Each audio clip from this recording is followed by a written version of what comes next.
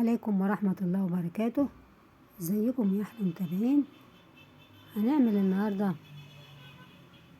رز بالجمبري والكاري. قبل ما نبدأ الفيديو نسمي الله ونصلي على رسول عليه افضل الصلاة والسلام. قبل كده قدمنا وصفات بالجمبري زي صينية الجمبري، كفتة الجمبري على الطريقة البورسعيدية. عملنا كمان جمبري الجامبو بالفلفل الالوان، وعملنا أقراص الجمبري المقلية. وصفات كتير من الجمبري لأن الجمبري له فيتامينات كتير وفوائد كتير للجسم. وعملنا صينية الجمبري وصينية الكابوريا. كل ده هسيبهولكم في قائمة تشغيل في صندوق الوصف. يلا بينا نبدأ الوصفة بتاعتنا النهاردة.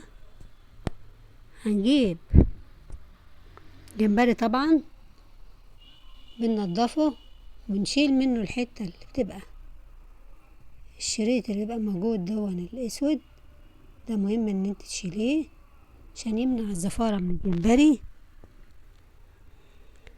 هنجيب معاه بصلاية كبيرة هنفرمها،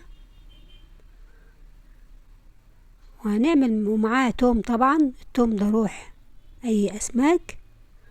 هنروح على البوتاجاز اهو ونجيب الطاسة ونحط فيها معلقتين زيت. اول ما يسخنوا ننزل عليها بالبصل اللي انا مقطعاه المفروم. الجمبري ما ينفعش تحطيه الا اذا كانت الطاسة سخنة، ما ينفعش تحطيه هو الاول، لازم تحط الاول البصل زي ما احنا شايفين، والا هتبص تلاقيه نزل ميته ويبقى مش حلو. هنحط مع البصلة دي،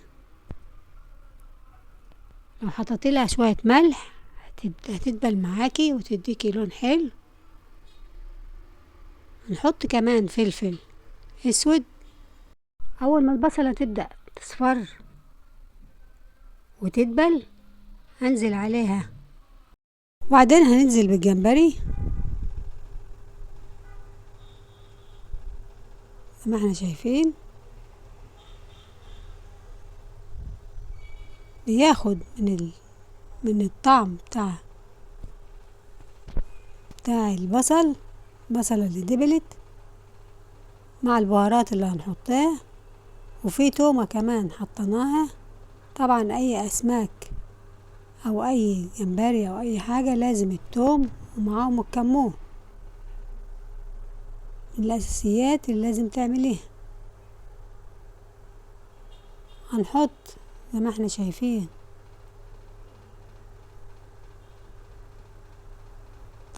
طماطميتين صغيرين متقطعين حتت صغيرة،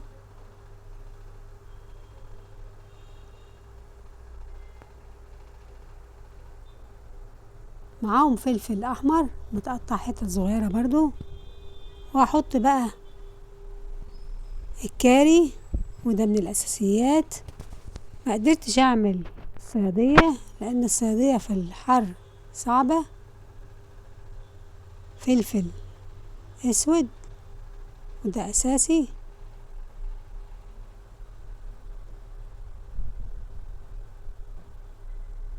هنحط كمان كمون.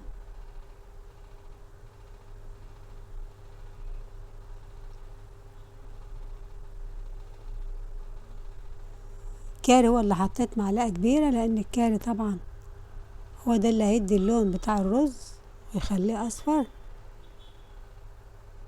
هنحط الرز عشان عايزاه ياخد تشويحة من الطعم اللي احنا عملناه، لازم ياخد طعم البصلة مع الجمبري كل دون. واكون مجهزة معايا كاتل حاطة فيه مية، لازم تبقى المية سخنة، ما ينفعش احط مية باردة، لازم مية سخنة بتغلي. شايفين الرز هياخد من الطعم، سيبناه شوية من طعم الجمبري مع التتبيلة اللي انا عاملاها مع التومة، هيديلك طعم جميل جدا. والمية السخنة هننزل عليه، وحطيت طبعا ملح، واظبط بقى على كل كوباية المية السخنة اللي بتغلي دي، على كل كوباية رز انا حطاها هنحط كوباية مية عشان تظبطه، لان ده رز بلدي. نحط المية السخنة، شايفين اللون بتاعها اتغير ازاي؟ هنزل بالمية السخنة زي ما احنا شايفين، واقوم مغطيه عليها. بتمنى الفيديو يعجبكم، وده شكلها لما خلصت. بتمنى الفيديو يعجبكم، ولو وصلت معايا للنقطة دي ما تنسونيش في اللايك، لان اللايك بيرفع من الفيديو، وصله لأكبر عدد من الناس. بشكر كل اللي بيدخل عندي، بشكر كل اللي بيكتب لي تعليق ولو حتى بسيط. بحبكم كلكم واتمنى لكم الخير دايما. يا ريت ما تنسوش قناتي على اليوتيوب نوعات دودو ابراهيم، والتيك توك والانستجرام والتويتر منوعات دودو ابراهيم، والفيسبوك منوعات دودو ابراهيم. بتمنى لكم كل خير وصحة وسعادة، ويا رب كلكم تحققوا كل اللي نفسكم فيه. كل سنة وانتم طيبين، والسلام عليكم ورحمة الله وبركاته.